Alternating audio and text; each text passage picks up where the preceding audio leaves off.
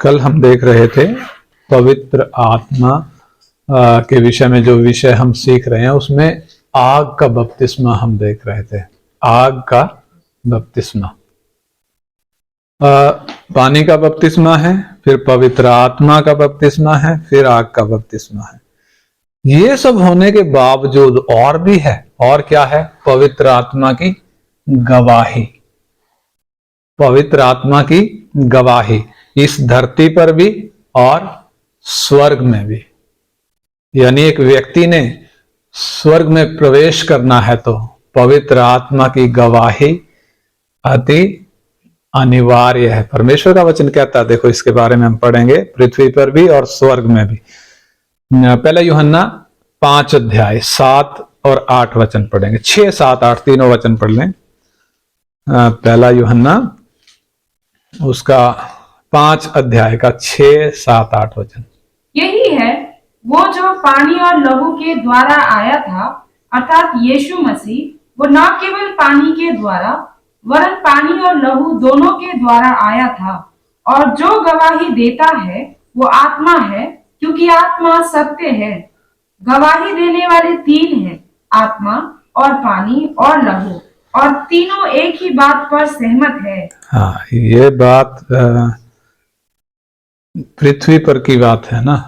उसका अगर इंग्लिश में हम पढ़ेंगे, हिंदी में वो 7 वचन पूरा का पूरा गायब है।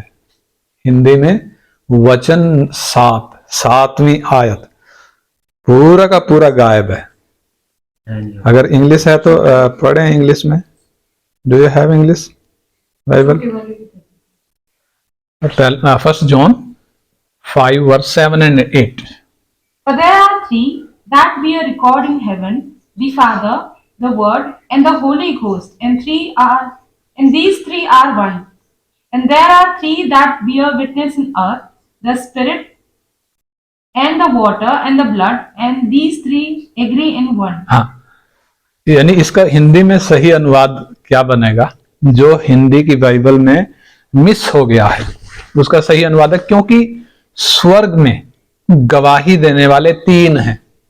स्वर्ग में गवाही देने वाले 3 हैं, पिता और वचन और पवित्र आत्मा।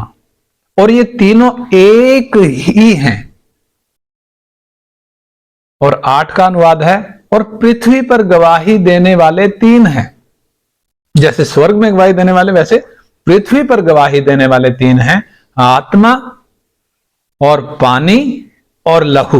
और ये तीनों एक ही बात पर सहमत है। स्वर्ग में गवाही देने वाले 3 में पिता, वचन, पवित्र आत्मा। धरती पे गवाही देने वाले में आत्मा, पानी और लहू। यानी स्वर्ग हो या पृथ्वी हो, पवित्र आत्मा की गवाही अनिवार्य है। धरती पर भी और स्वर्ग में भी। किसके विषय में? एक विश्वासी के विषय में, एक उस व्यक्ति के विषय में जिसने यीशु को अपना प्रभु माना है। धरती पर भी 3 गवाह चाहिए, स्वर्ग में भी 3 गवाह चाहिए। तभी वो व्यक्ति स्वर्गीय राज्य में क्या कर सकता है? स्वर्ग में प्रवेश कर सकता है। प्रभु यीशु ने बोला ना, मैं तुमसे सच सच कहता हूं, जब तक एक व्यक्ति जल और आत्मा से ना जन्मे परमेश्वर का राज्य में प्रवेश नहीं कर सकता। जल और आत्मा से, उधर जल और आत्मा, इधर धरती के तीनों गवाह कौन कौन है? आत्मा, जल और लहू। तो इन तीनों की गवाही, धरती पर इन तीनों की गवाही, और स्वर्ग में पिता, वचन और पवित्र आत्मा, उन तीनों की गवाही अति अनिवार्य है। लिखा है वो स्वर्ग के तीनों जो गवाह हैं वो तीनों एक हैं, और धरती के जो तीनों गवाह हैं वो तीनों एक ही बात पर एग्री करते हैं, एक ही बात पर सहमत हैं। यानी तीनों ने क्या करना है? टिक करना है मेरे और आपके विषय में। धरती पर भी तीनों ने यस करना है, और स्वर्ग वाले भी तीनों ने यस करना है। क्या गवाही देंगे वो? गवाही देने का मतलब क्या है? गवाही, जब हम अदालत वगैरह में वो देखते हैं तो उधर क्या है, गवाह बुलाए जाते हैं। क्या गवाही देते हैं? हाँ, मैंने इसे ऐसा करते देखा है, मैंने इसे ऐसा कहते सुना है। ऐसे ही ये गवाह भी हमारे विषय में गवाही देंगे। तो इनको अगर एक एक को हम उनकी गवाही देखें, हम मनुष्य क्या सोचते हैं? हम मनुष्य सोचते हैं कि मनुष्य मनुष्य की गवाही दे सकता है, कोई जानवर इंसान की गवाही दे नहीं सकता, या कोई निर्जीव वस्तु गवाही दे नहीं सकती। लेकिन सर्वशक्तिमान परमेश्वर को जब हम देखते हैं, जो सारे चीजों का बनाने वाला है, हर एक चीज को बड़े उद्देश्य से उसने बनाया है। एक भी चीज चाहे वो घास का एक तिनका क्यों ना हो, एक छोटी घास क्यों ना हो, एक छोटा कीड़ा क्यों ना हो, एक छोटी चींटी क्यों ना हो, कोई उड़ने वाला छोटा पक्षी क्यों ना हो, कोई जानवर घरेलू या जंगली, या कोई जल में रहने वाला कोई मछली, या कोई और छोटे से छोटा जीव जंतु, हर एक चीज परमेश्वर ने उद्देश्य के साथ बनाई है। और बनाने वाले की आवाज हर एक चीज सुनती है। किसकी आवाज? बनाने वाले की। और बनाने वाला जब उन चीजों को आवाज देता है ना, उनको सुनता है। बेशक हम मनुष्य जिनके कान हैं, हम सुनने से इनकार करते हैं, लेकिन बाकी चीजें सुनने से इनकार करती। देखो परमेश्वर के वचन में इस बात को समझने के लिए, लहू कैसे गवाह हो सकता है, पानी कैसे गवाह हो सकता है, आत्मा कैसे गवाह हो सकता है। आत्मा तो चलो व्यक्ति है, लहू और पानी कैसे गवाह हो सकते हैं, वचन कैसे गवाह हो सकता है। यानी जब परमेश्वर का वचन हम पढ़ते हैं, उधर बहुत सारे ऐसे गवाहों की बात है। यशायाह 1 अध्याय में परमेश्वर जब इंसान के विषय में उलाना दे रहा है, किसको उलाना दे रहा है? पढ़ेंगे यशायाह 1 अध्याय का 2 वचन। यशायाह 1 अध्याय उसका 2 वचन, परमेश्वर क्या कहते हैं?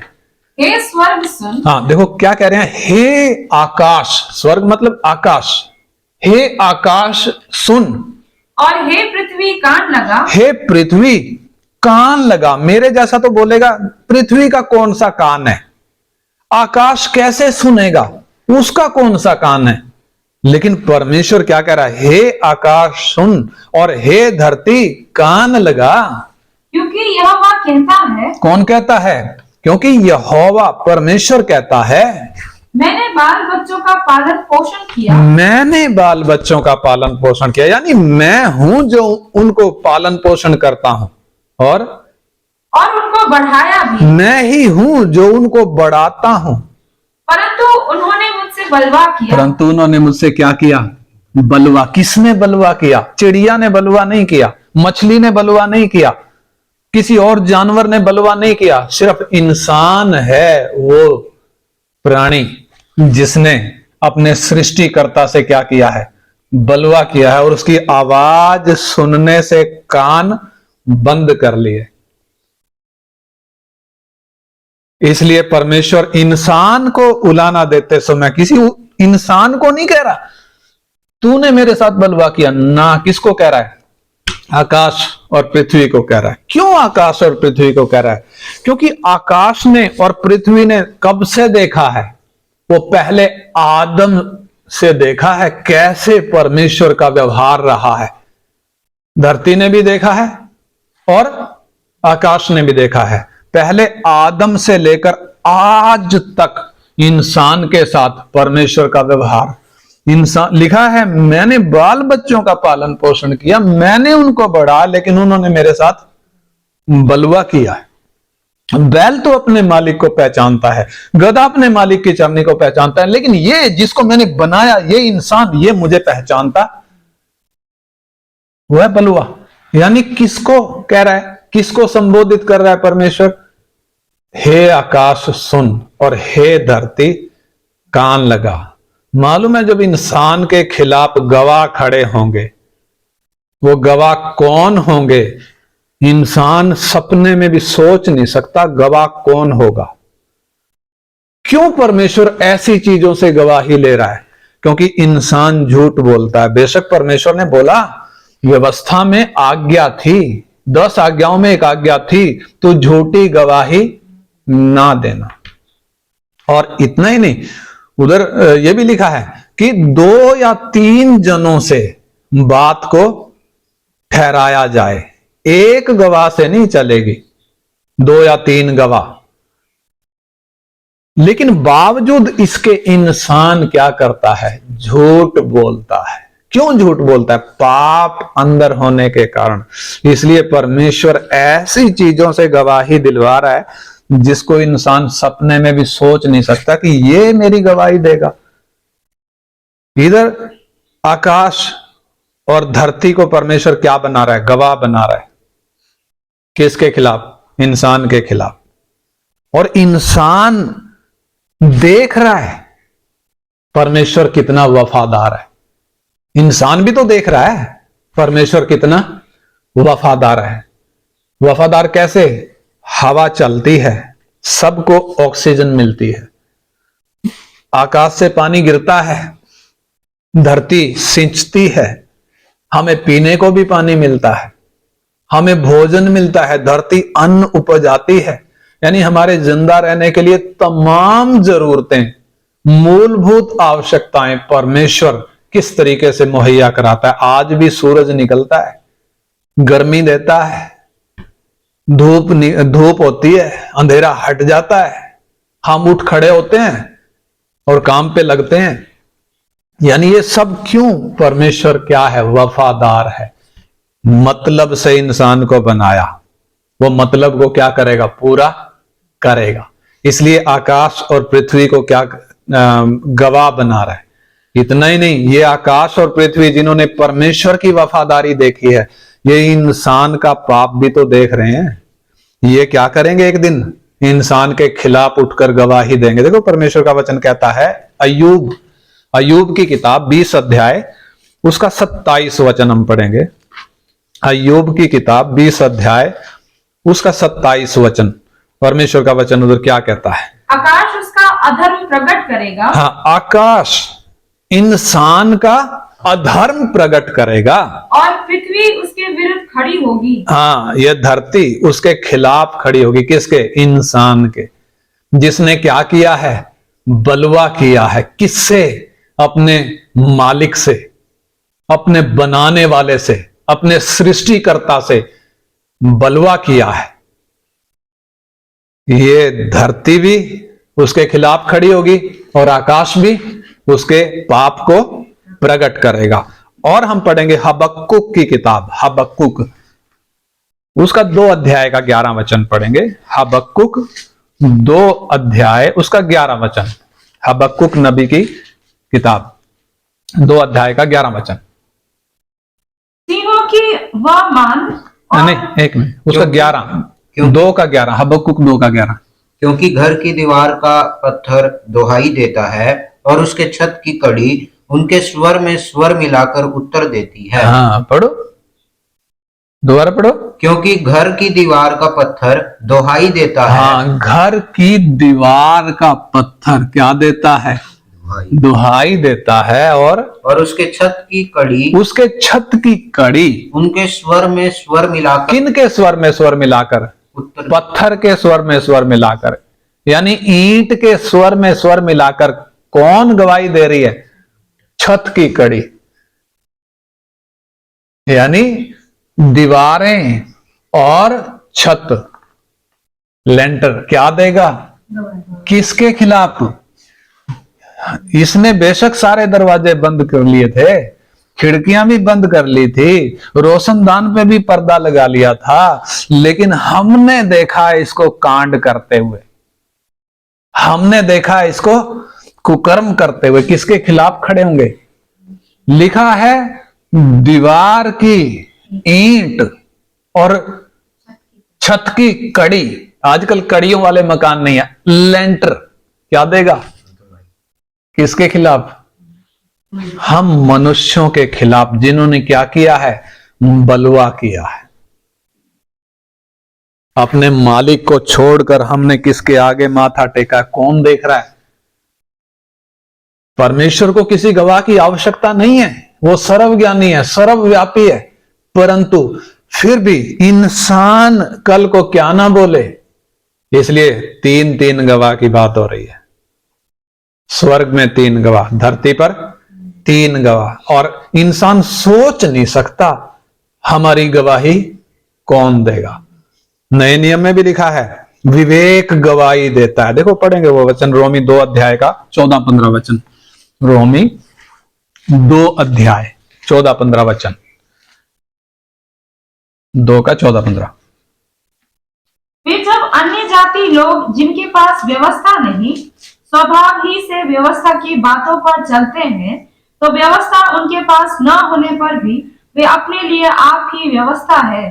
वे व्यवस्था की बातें अपने अपने हृदयों में लिखी हुई दिखाते हैं और उनके विवेक भी गवाही देते हैं। उनके विवेक भी गवाही देते हैं और उनके विचार परस्पर दोष लगाते या उन्हें निर्दोष ठहराते हैं। हाँ, उनका विवेक क्या करता है?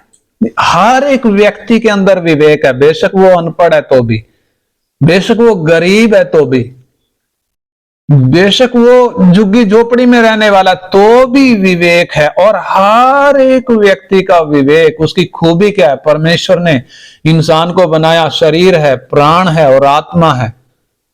आत्मा का अंग है विवेक, अंतर्ज्ञान और संगति। ये विवेक, इंसान का विवेक, इंसान कितना भी अपने विवेक की आवाज को, अंतरात्मा भी जिसको कहते हैं, इंसान कितना भी उसको दबाने की कोशिश करे, लेकिन विवेक की जो आवाज है वो दबती नहीं है, वो झूठ नहीं बोलती। इंसान का विवेक सच बोलता है। यानी इंसान के अंदर ही परमेश्वर ने, बनाने वाले ने एक ऐसा पुर्जा डाल रखा है जो क्या करेगा? उसकी गवाही देगा, उसके खिलाफ गवाही देगा।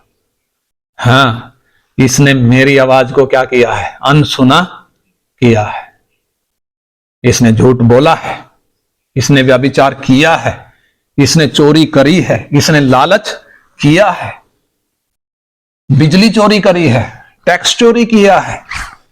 कौन बोलेगा? विवेक बोलेगा।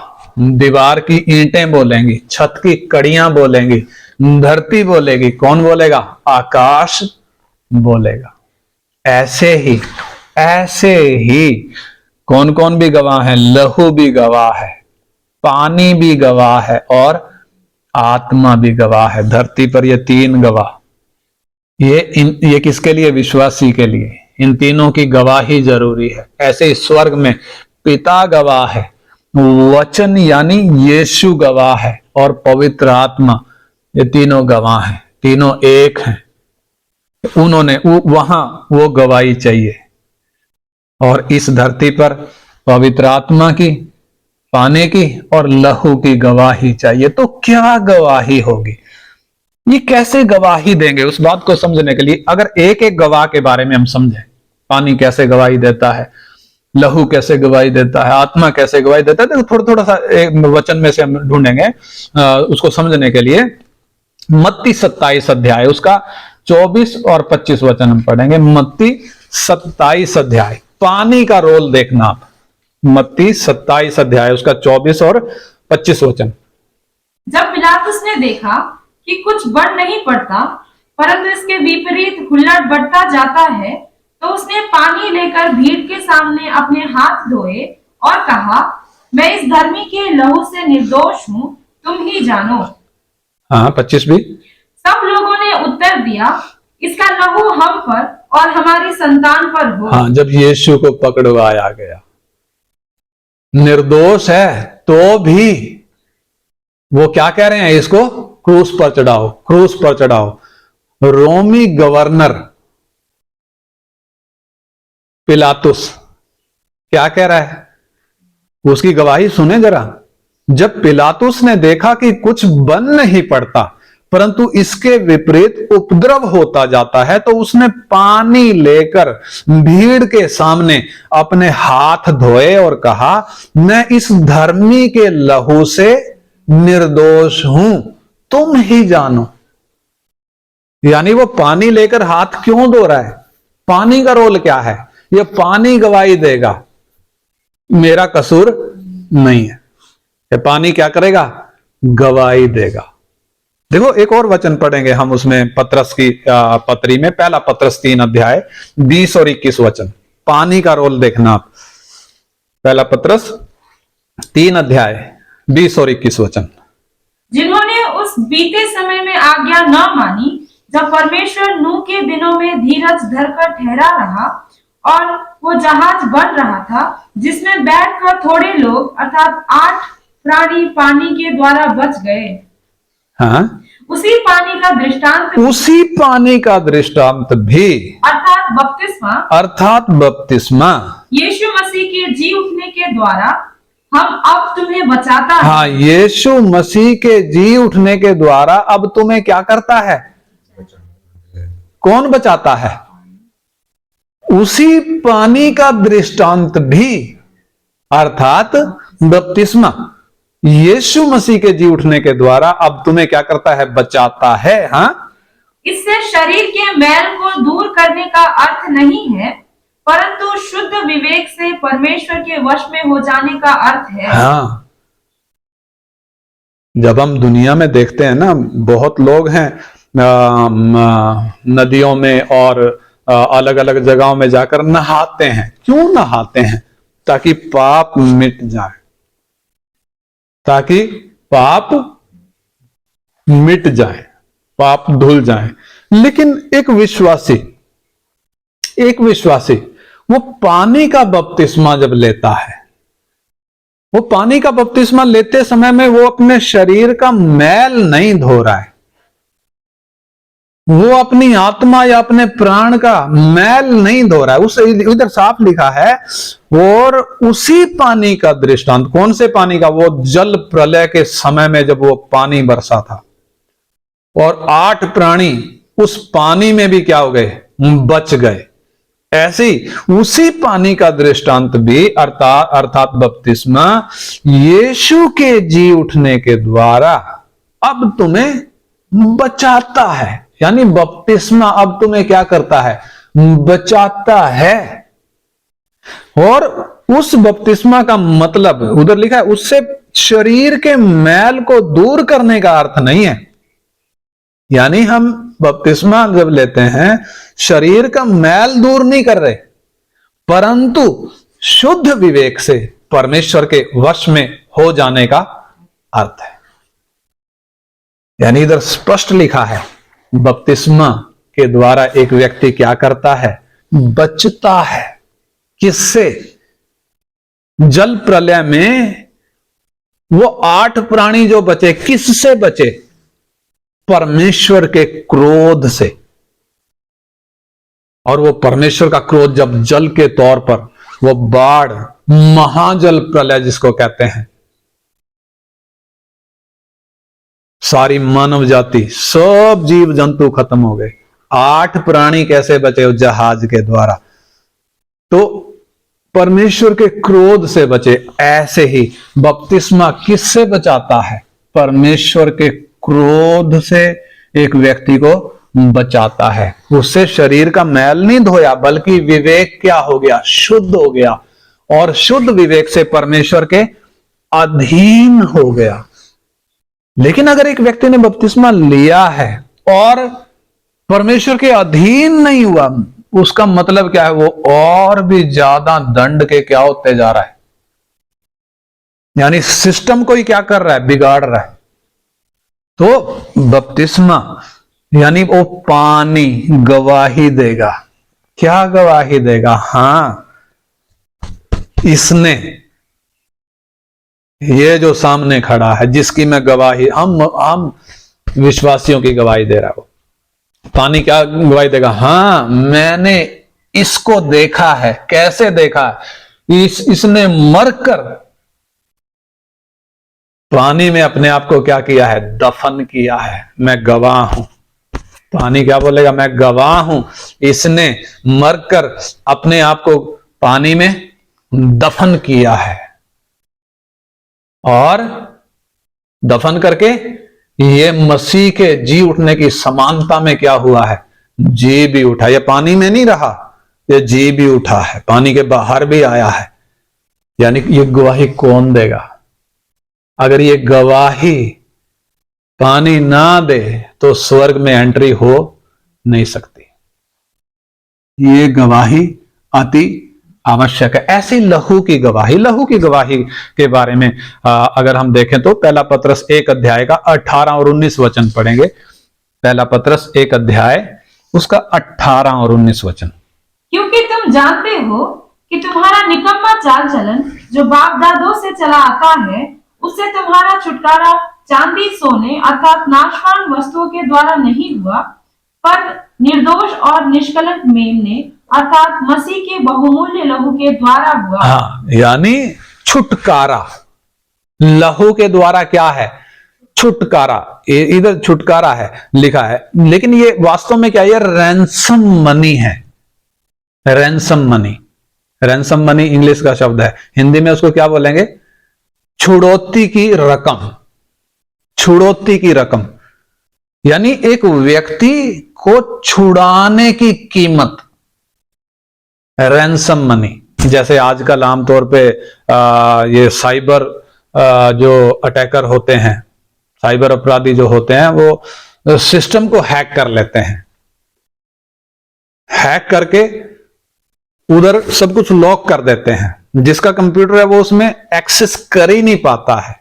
उसकी सब फाइलों को, सब चीजों को वो लॉक कर देते हैं और बाद में फिर डिमांड करते हैं इतने करोड़ दे दो। जैसे अभी एम्स के कंप्यूटर्स के साथ हुआ, उनके सर्वर्स के साथ हुआ, तो वो फिर करोड़ों मांगते हैं। वो करोड़ों जो उन्होंने मांगा वो है रैंसम मनी। यानी अगर हमने आपकी ये कंप्यूटर को अगर छोड़ना है, वापिस बहाल करना है, तो इतने रुपए देने पड़ेंगे। ऐसे ही इंसान के लिए वो रैंसम मनी वो कैसे चुकाई गई है? सोने से नहीं, चांदी से नहीं, रुपए पैसे से नहीं, किसी नाशवान चीज से नहीं, किसी जानवर के लहू से नहीं, किसी पापी इंसान के लहू से नहीं, बल्कि परमेश्वर के निर्दोष और निष्कलंक मेमने अर्थात यीशु मसीह के बहुमूल्य लहू के द्वारा क्या चुकाया गया है? वो रैंसम मनी चुकाई गई है। वो छुड़ौती की रकम चुकाई गई है, छुड़ौती की कीमत दी गई है लहू के द्वारा।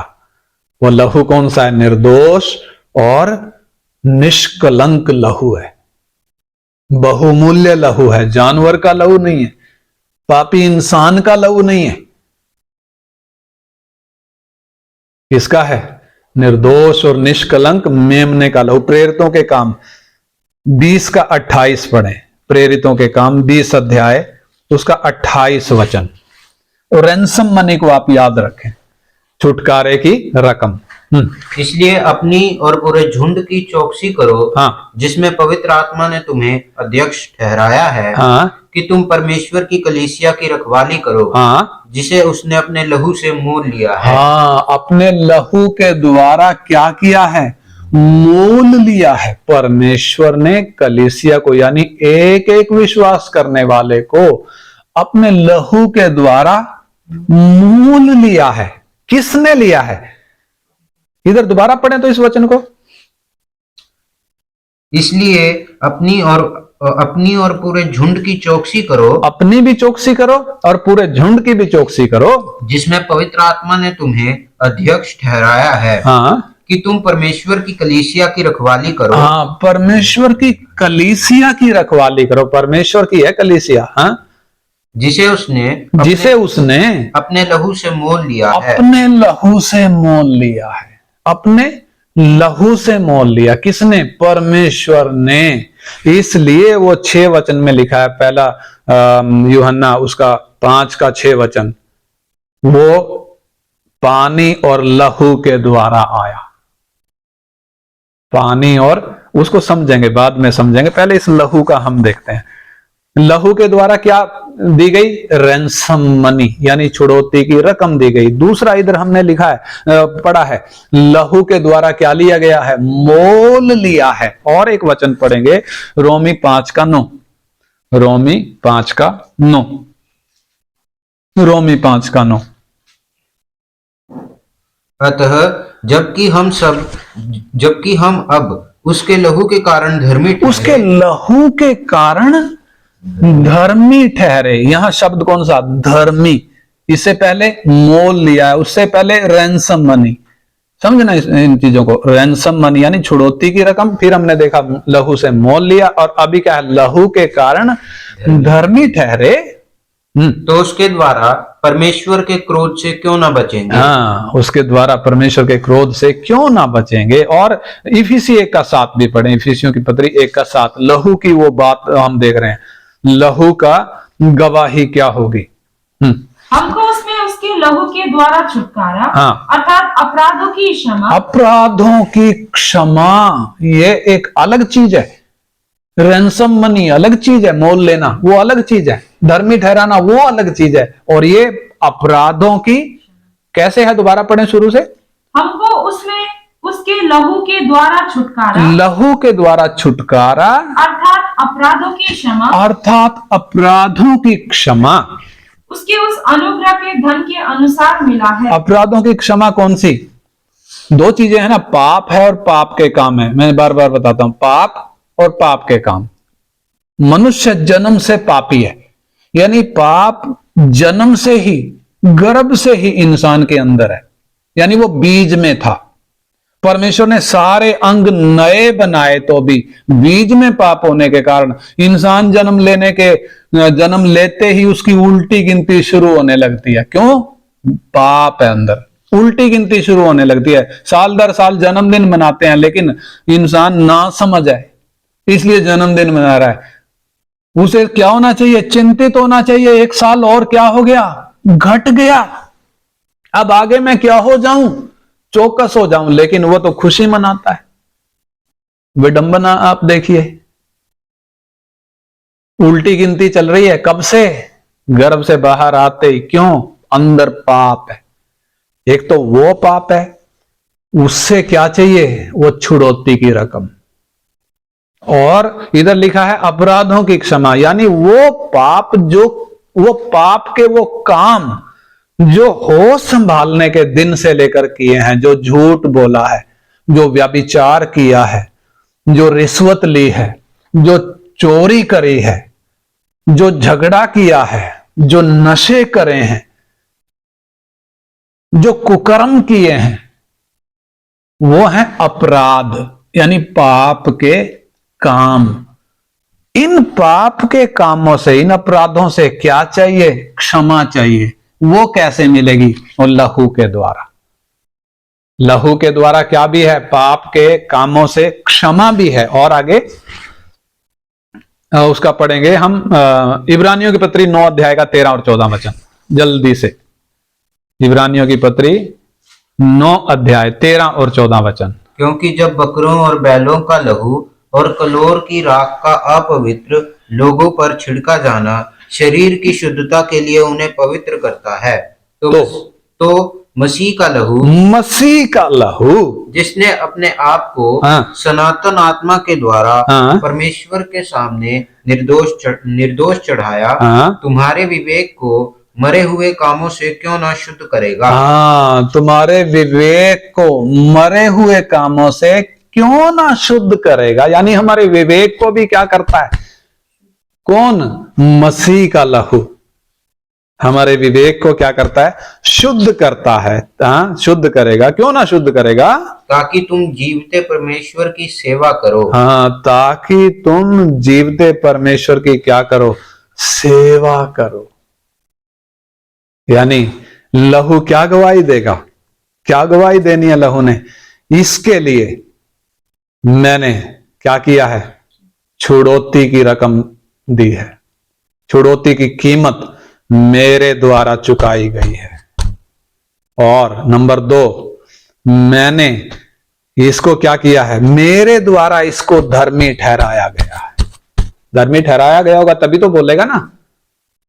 इंसान झूठ बोल सकता है लेकिन कौन नहीं बोल सकते? जो इंसान नहीं है।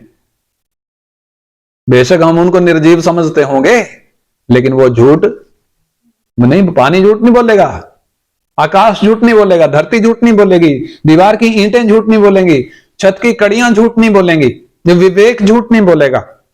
और इधर लहू भी झूठ क्या बोलेगा? मैंने इसके लिए छुड़ौती की रकम चुकाई है, मेरे द्वारा चुकाई गई है, मेरे द्वारा इसको धर्मी ठहराया गया, मेरे द्वारा इसको मोल लिया गया, मेरे द्वारा इसके पाप क्षमा किए गए हैं, इसके अपराधों की क्षमा मेरे कारण हुई है। कौन बोलेगा? लहू ने बोलना है। और इधर लिखा है क्या है? विवेक को मैंने क्या किया? इसके विवेक को मैंने शुद्ध किया है। और वो लहू किसका लहू? किसी जानवर का नहीं, पापी इंसान का नहीं, यीशु का लहू, निर्दोष और निष्कलंक लहू। उसके द्वारा हमारी छुड़ौती दी गई, हमें मोल खरीदा है परमेश्वर ने, हमें धर्मी ठहराया उस लहू के द्वारा, और हमें हमारे अपराधों से क्षमा मिली है, हमारे विवेक को उस लहू के द्वारा शुद्ध किया है। प्रकाशित वाक्य 1:5 पढ़े तो उधर लिखा है, उसका सबसे लास्ट में मैं इधर से पढ़ता हूं, उधर लिखा है, और जिसने अपने लहू के द्वारा हमें पापों से छुड़ाया है। यानी मैंने बताया जो वो पाप के काम जो इंसान होश संभालने से लेकर जानबूझकर जो पाप करता है, इसलिए लहू गवाही देगा। अगर लहू ये गवाही ना दे तो किधर नहीं हो सकते, किधर नहीं हो सकते। ये लहू धरती पर है, स्वर्ग में नहीं है। पानी धरती पर है, स्वर्ग में नहीं है। ऐसे ही आत्मा की गवाही धरती पर भी है और स्वर्ग में भी है। यीशु के विषय में लिखा है वो जल के द्वारा और लहू के द्वारा। उसका 6 वचन पढ़ो तो पहला यूहन्ना, उसको भी थोड़ा समझते हैं, फिर आत्मा की गवाही पे हम आएंगे। प्रभु यीशु मसीह के विषय में लिखा है, उसका पहला यूहन्ना 5 अध्याय और उसका 6 वचन। यही है वो जो पानी और लहू के द्वारा आया था, हाँ, अर्थात यीशु मसीह। अर्थात यीशु मसीह वो ना केवल पानी के द्वारा वरन पानी और लहू दोनों के द्वारा आया था। हाँ, ना केवल पानी के द्वारा वरन पानी और लहू दोनों के द्वारा आया था यीशु मसीह। तो इधर पानी के द्वारा कैसे आया और लहू के द्वारा कैसे आया? पानी को जब हम देखते हैं, पानी वचन के लिए भी एक प्रतीक है, वचन के लिए एक प्रतीक है। पानी वचन के लिए एक प्रतीक है। और यीशु मसीह के विषय में लिखा है आदि में वचन था, वचन परमेश्वर के साथ था और वचन ही परमेश्वर था और वचन ही देहधारी हुआ और अनुग्रह और सच्चाई से परिपूर्ण होकर उसने हमारे मध्य में क्या किया? डेरा किया। और हमने उसकी ऐसी महिमा देखी जैसी पिता के इकलौते की महिमा, यानी वो वचन, यानी वो सर्वशक्तिमान परमेश्वर, वो क्या हुआ? पानी के द्वारा आया। मालूम है जब वो 30 साल का था, परमेश्वर को कोई उम्र नहीं है, परंतु जब वो इंसान के तौर पर आया उसको उम्र है। यीशु जिसको कहा गया, जब वो 30 साल का था, यरदन के किनारे खड़ा है। यरदन में कौन है? अंदर पानी में यूहन्ना बपतिस्मा दाता लोगों को जो मन फिरा कर आए हैं बपतिस्मा दे रहा है। ये यीशु भी पहुंच गया, क्या करने के लिए? बपतिस्मा लेने के लिए। उसको बपतिस्मा लेने की आवश्यकता नहीं थी क्योंकि उसके अंदर पाप नहीं था। कल हमने देखा था पवित्र आत्मा कबूतर की तरह उतरा उस पे, आग की तरह क्यों नहीं उतरा? क्योंकि इसको शुद्ध होने की आवश्यकता नहीं है, ये पहले से ही शुद्ध है, निर्दोष और निष्कलंक है। और जब वो पानी में डूबकर बपतिस्मा ले रहा है, यानी वो पानी के द्वारा आया। यानी अगर वो पानी के द्वारा ना आए, अगर वो पानी में बपतिस्मा ना ले, कोई उसको क्रूस पर टांग नहीं सकता, क्योंकि ये पापी तो है ही नहीं, इसके अंदर पाप तो है ही नहीं। पानी में डूबकर वो क्या हो रहा है, वध होने वाला मेमने के तौर पर तैयार हो रहा है। इसलिए लिखा वो पानी के द्वारा आया। और लहू के द्वारा कैसे आया? लहू के द्वारा। परमेश्वर का वचन कहता है बिना लहू बहाए पापों की माफी नहीं है। इब्रानियों में लिखा है बिना लहू बहाए पापों की माफी नहीं हो सकती। और यह भी लिखा है रोमियो में 6:23 में लिखा है पाप की मजदूरी तो मृत्यु है। इंसान जन्म से पापी है। मैंने बताया, वचन बताता है, मैं नहीं। इंसान जन्म से पापी है। इंसान के कर्म बताते हैं, उसके काम बताते हैं पापी है, क्योंकि पाप के काम प्रकट होते हैं। अपने सृष्टिकर्ता से बलवा करता है।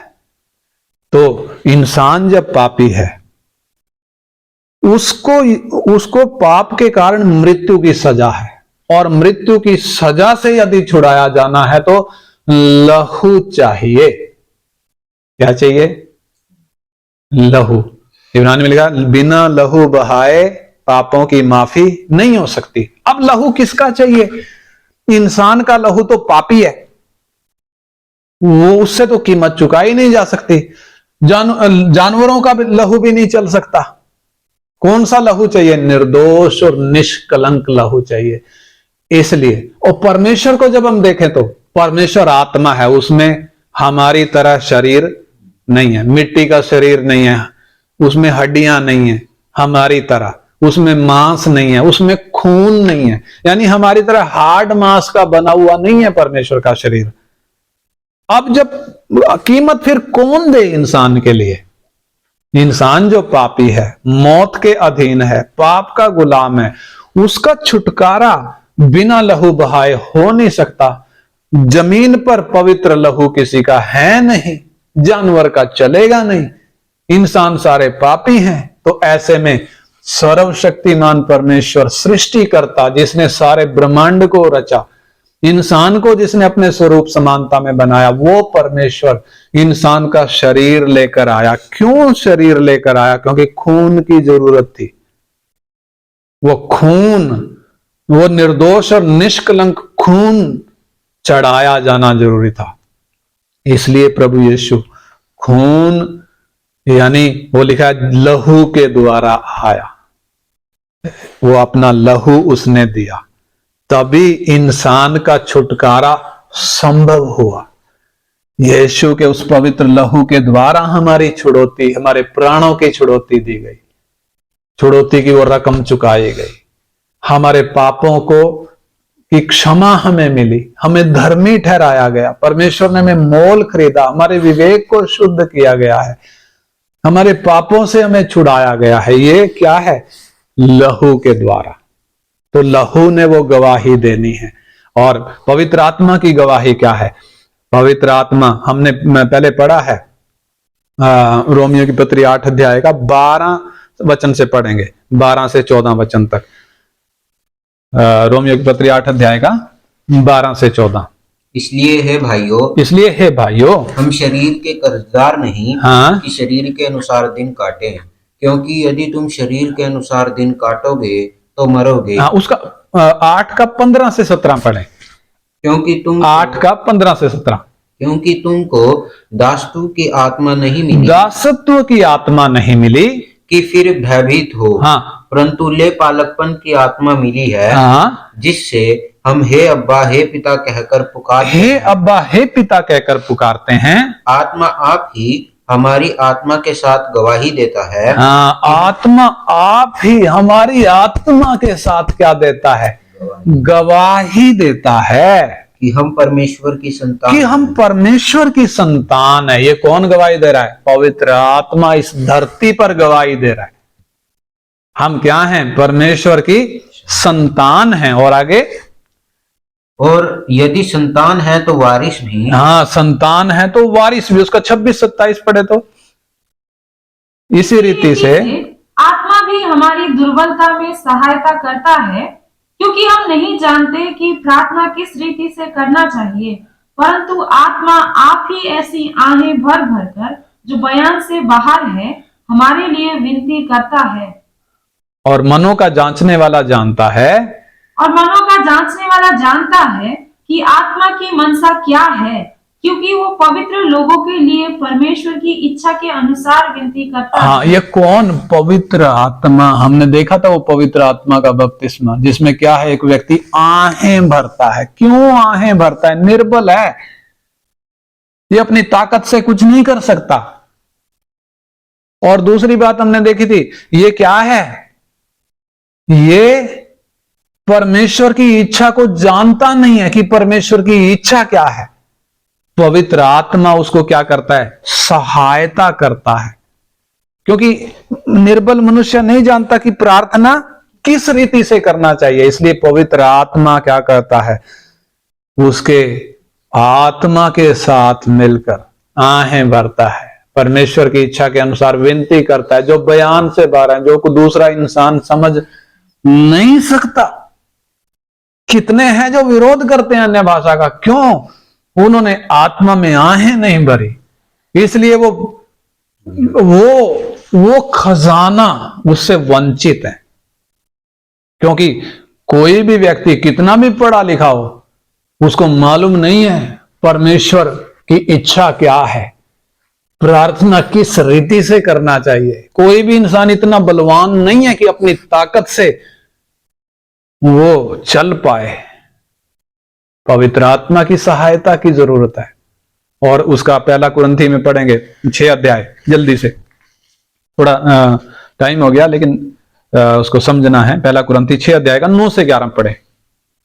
क्या तुम नहीं जानते कि अन्यायी लोग परमेश्वर के राज्य के वारिस ना होंगे? धोखा ना खाओ, धोखा ना खाओ, न वेश्यागामी, न मूर्ति पूजक, न परिस्त्रीगामी, न लुच्चे, न पुरुषगामी, न चोर, न लोभी, न पियक्कड़, न गाली देने वाले, न अंधेर करने वाले परमेश्वर के राज्य के वारिस होंगे। और यानी परमेश्वर के राज्य के कौन वारिस नहीं हो सकते? ये सब काम करने वाले। और 19 और 20 वचन भी पढ़े। क्योंकि दाम देकर मोल लिया उसका नहीं, 19 वचन शुरू से। क्या तुम नहीं जानते कि तुम्हारी देह पवित्र आत्मा का मंदिर है? हाँ, तुम्हारी देह पवित्र आत्मा का मंदिर है, जो तुम में बसा हुआ है, जो तुम में बसा हुआ है, और तुम्हें परमेश्वर की ओर से मिला है। और तुम अपने नहीं हो, क्योंकि दाम देकर मोल लिए गए हो। इसलिए अपनी देह के द्वारा परमेश्वर की महिमा करो। हाँ, यानी ये कुछ वचन हमने पढ़े। उधर आत्मा आप ही हमारी आत्मा के साथ मिलकर क्या करता है? गवाही देता है। क्या गवाही देता है? हम परमेश्वर की संतान हैं, हम परमेश्वर का मंदिर हैं, और आत्मा आप ही हमारी निर्बलता में हमारी सहायता करता है। प्रार्थना किस रीति से करना चाहिए, उस रीति से हमसे प्रार्थना करवाता है। अगर ये सब पवित्र आत्मा ने नहीं किया तो वो गवाही क्या देगा? इसलिए पवित्र आत्मा की गवाही अति आवश्यक है। बिना पवित्र आत्मा की गवाही के हम किधर नहीं पहुंच सकते? स्वर्गीय राज्य में पहुंच नहीं सकते। जिस प्रकार पानी की गवाही की आवश्यकता है, उसी प्रकार लहू की गवाही की भी आवश्यकता है, और उसी प्रकार पवित्र आत्मा की गवाही की भी आवश्यकता है। ये गवाही कौन सी देखी हमने? धरती पर जो गवाही होनी है। अब स्वर्ग की गवाही, उसके लिए हम बाद में देखेंगे। अभी पवित्र आत्मा की गवाही, और यानी धरती पर जो गवाही, धरती पर 3 गवाह हैं, आत्मा, पानी और लहू। इन तीनों ने हमारे विषय में कौन सी गवाही देनी है? हाँ, लिखा तीनों एक ही बात पर सहमत है। वो एक ही बात क्या है? हाँ, ये हमारे द्वारा क्या हुआ है? शुद्ध हुआ है। हमारे द्वारा इसको क्या किया गया? शुद्ध किया गया है। पूरी कीमत चुका दी गई है। ये योग्य है किसके? स्वर्गीय राज्य में प्रवेश करने के ये योग्य है। इसलिए आइए हम अपने जीवनों को जांच कर देखें। क्या वो गवाह जो झूठ नहीं बोल सकता, पानी, लहू, पवित्र आत्मा, ये कभी झूठ नहीं बोल सकते, क्या वो मेरे बारे में जो गवाही देंगे आज मेरा जीवन वो ऐसा है क्या? क्या मेरे लिए कीमत चुकाई गई है क्या? क्या मैं धर्मी ठहराया गया हूं क्या? क्या मेरे पाप से मुझे छुटकारा मिला है? मेरे प्राणों की वो छुड़ौती की रकम क्या चुकाई गई है? क्या मेरे पाप माफ हुए हैं? क्या पानी के बपतिस्मा के द्वारा मैं बचाया गया हूं? शुद्ध विवेक से क्या मैं परमेश्वर के अधीन हुआ हूं? क्या पवित्र आत्मा मेरी गवाही देता है कि मैं परमेश्वर की संतान हूं? क्या मैं परमेश्वर का मंदिर हूं करके पवित्र आत्मा गवाही देता है क्या? आइए हम अपने आप को जांच कर देखें। हालेलुया। और प्रार्थना करें, ये गवाह मेरे विषय में जब गवाही देंगे, कैसी गवाही देंगे? क्या वो गवाही आज मैं पूरी कर रहा हूं कि वो तीनों एक स्वर में बोलें, हाँ ये योग्य है। हालेलुया। हाल